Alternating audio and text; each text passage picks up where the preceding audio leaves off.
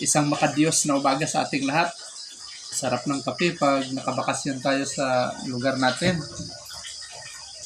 Kumbaga, I called it retirement place, no? Kasi ito ang pangarap ko talaga bago mag-retire. Kung matandaan po natin, 2 years ago, nagba-vlog po tayo sa same place na ito. Sinasabi ko, balang araw yung kabila, malinisan ko na at mapabakod ko. Hindi pa man natin naipabakod, but nilinisan ko na. Maybe next week, mabakod na yan kasi nga sabi ko, kailangan pag nasa empleyado ka ng isang gobyerno, no, pag nasa government ka, bago ka makapag-retire, for example, gusto mo mag-optional retirement, kailangan planning ahead ka, no? Yung tinatawag ko na planning roadmap. Pag nabili mo ang isang area, palinisan mo muna o i-follow up mo yung mga papilis nito, then ibakod at unti-unti pabakay ka, taniman mo hanggang sa paglabas mo mayroon ka na mauwian, hindi yung mag-umpisa ka pa lang. So ngayon tingnan natin para magkaroon tayo ng proof kung talaga bang nagkaroon ng expansion yung lote na binili natin. Maglibot-libot po tayo, pakita ko sa inyo. Ito na yun. Paki-subscribe naman Master Roy Ohms sa YouTube ko, mga kapatid. Ito, pakita ko ha.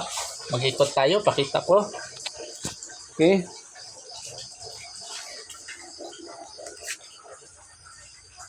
Parang naka-zoom in. Ito pala yung ginauwian ko every time na may bakasyon. Tulad nito, naka-wellness break tayo. Talagang binibisita natin ang lugar na ito. Bali, ito na part dito. Siyempre, sabi nila, mas maganda daw yung may pangarap tayo. At ito nga, dahil sabi ko kailangan magkaroon tayo ng planning roadmap, yung dahan-dahanin na natin kasi niwala tayo kung ano man ang pinaplano natin sa umpisa, sa kalaunan ay yan ang mangyayari sa'yo. Kaya pinaghandaan natin bago pa man tayo magre-retiro. Bali itong 180 square meter dito na bakante sa kaliwa, pinapangarap ko po, nagde-desire ako sana ipagkaloob ng ating poong may kapal ng Panginoon, patayuan po namin ng wife ko, nangarap kami ng asawa ko na patayuan namin ito ng 5 doors, yung may apartment, kasi malapit lang dito sa syudad. 2 minutes lang ang Gesano Mall eh. Diyan sa tapat, gawing hospital daw yung sa tapat ng kanto namin. Gawin namin na apartment.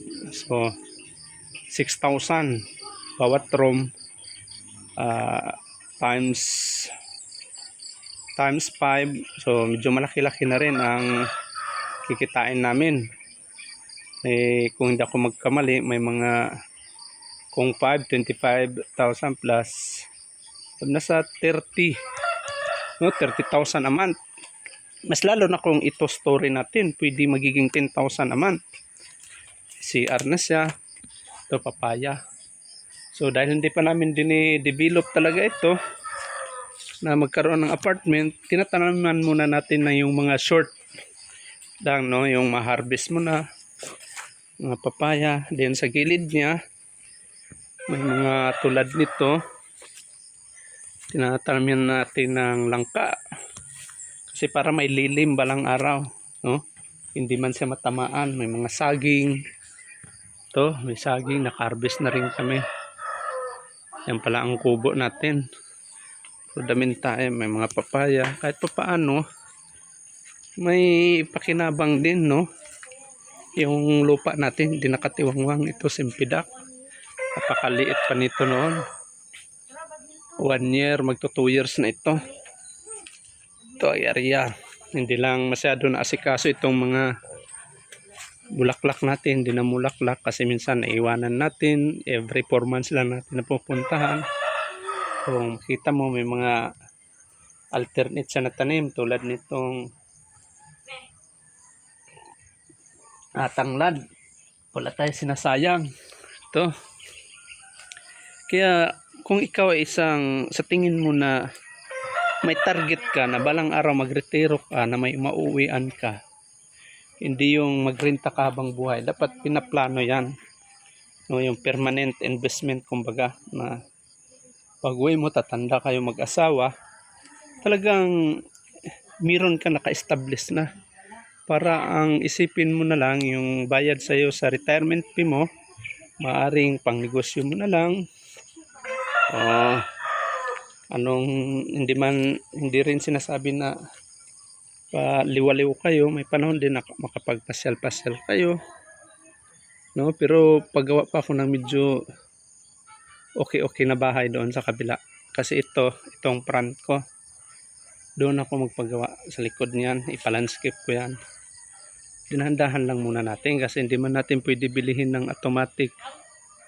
Siguro nasa 1.6 million na ang naipundar natin dito, or 1.8, mga ganon. Itong durian ko 2022 ko ito gitanim, i-pruning ko na lang ito.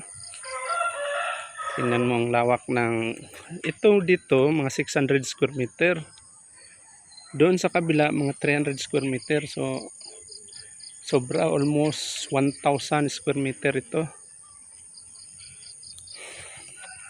May kalamansi, malaki na. 2022 ko ito gitanim. Ito lahat, pati itong mga lansones. At ito, may pandan ito. Sana mamunga na ito. Pag maglaki ito, hindi na mamatay, no? Ito ang pinapasasalamatan natin sa Panginoon. Na kahit pa paano, binibigyan tayo ng tamang kaalaman, no? Wisdom, no? Knowledge na kailangan talaga mag-isip, magpundar bago pa tayo magre-retiro. Yung makita mo doon, yung may tanim doon sa dulo, bayabas yun.